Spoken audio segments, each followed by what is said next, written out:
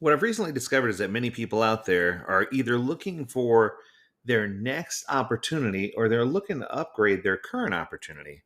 So that begged the question, what can we do if we are looking for a job? So I wanted to put this into perspective by role.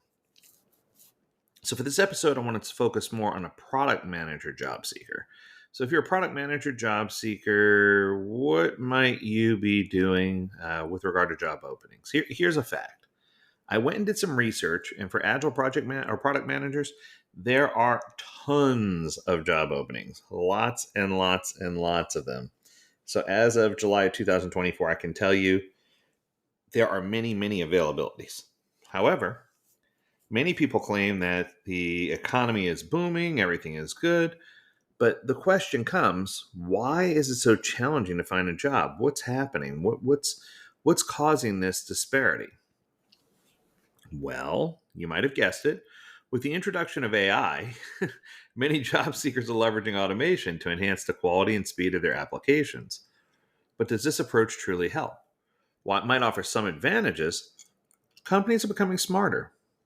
They can integrate or implement AI detection apps like GPT-0 to identify and automatically disqualify applicants who are just using AI to create their resumes or fill in their applications, which is interesting because I almost think that disappoints me. And let me explain what I mean by that. If I were a hiring manager and I knew someone knew how to leverage AI in a way that was advantageous and it was good for both me and the business, I don't know that I'd be upset that they used AI to create their resume or to fill out their application. So for me, I think we have to dig a little deeper. So one of the most frustrating aspects about searching for a job is the subjectivity involved. For example, one recruiter recommended I have a 2-page resume based on my experience over 5 years, while another recruiter rejected anyone that had more than a single page. My experience has always been single page is better, but there are reasons why it's hard to land an interview, and there are strategies that you can follow that can help you get multiple interviews in a very short period, in under a month. So let's talk about those. But like many of you, job search is always filled with challenges. There's always stuff you need to do. I have friends who told me, well, I've applied to hundreds of jobs through various portals. I've used Easy Apply feature on LinkedIn and even sought out several referrals. And despite all these efforts, companies have already selected an internal candidate before they even advertise or post a job. It just happens, right? And then there's nothing more discouraging than when you're on LinkedIn and you hit apply now for a job and it says, congratulations, you're one of 27,963 applicants, and this is how many have the same credentials as you do. It can shut you down pretty quick. Now, while this might sound like complaining, I have told people that the best advice I can give them is to level up. Take new training courses. I've introduced so many new things. I've introduced AI and Agile. I've introduced the Agile Leadership Summit now public that you can take. There are so many courses that'll be beneficial for you to jump in and take. I've introduced the coaching skills, the certified facilitator class. There's so many brand new opportunities out there that if you want to stay on top of your game and you want to stay ahead of the market, you need to start taking some classes and getting some updated certifications, especially with regard to AI. Improve your resume, right? Your CV. Figure out how to make it better. Work on side projects so you can have breadth and depth to your resume, not just depth. Find ways to volunteer for community things, meetup groups, PMI chapters, whatever you need to do to get involved. Find ways to integrate yourself into the community and to introduce yourself to leaders. What I can tell you is there are lots of opportunities out there if you network. Now, one of the things I'm known for saying all the time, your network equals your net worth, right? So you need to find ways to do this. Then comes the next question. That's great, Lee, but there are 100 different courses out there. Which one do I register for? Well, if you're a product manager, you probably want to make sure you have your CSPO and your advanced CSPO because that makes sense. But get this.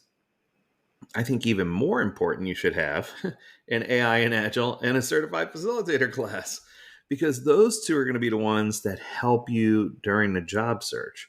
While the CSPO and the ACSPO are both incredibly helpful and they do check the boxes on the job application, yes, I have the cert, they don't necessarily give you the skills that you're going to apply to get the job, if that makes sense.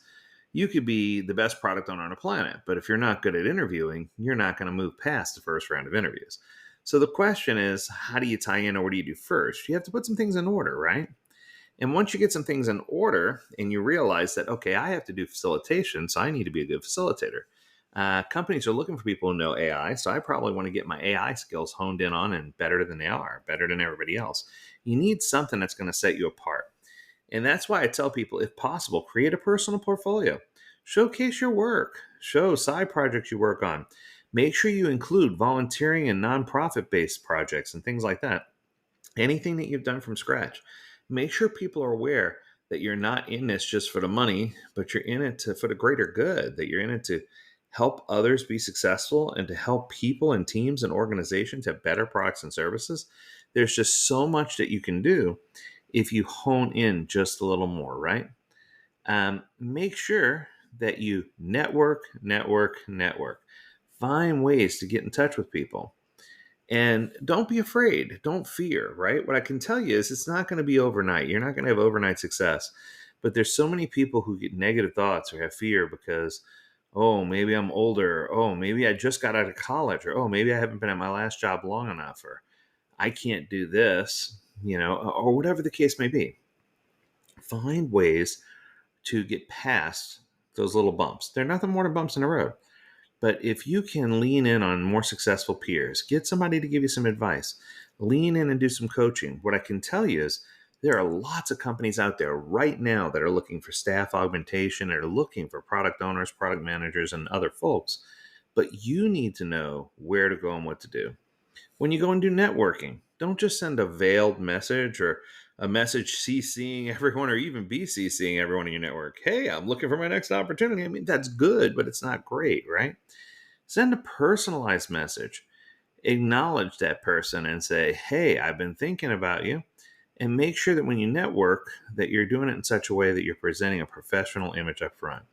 Especially if it's a cold message going to someone that you don't know about an opportunity. Make sure you're personal and professional in your communication.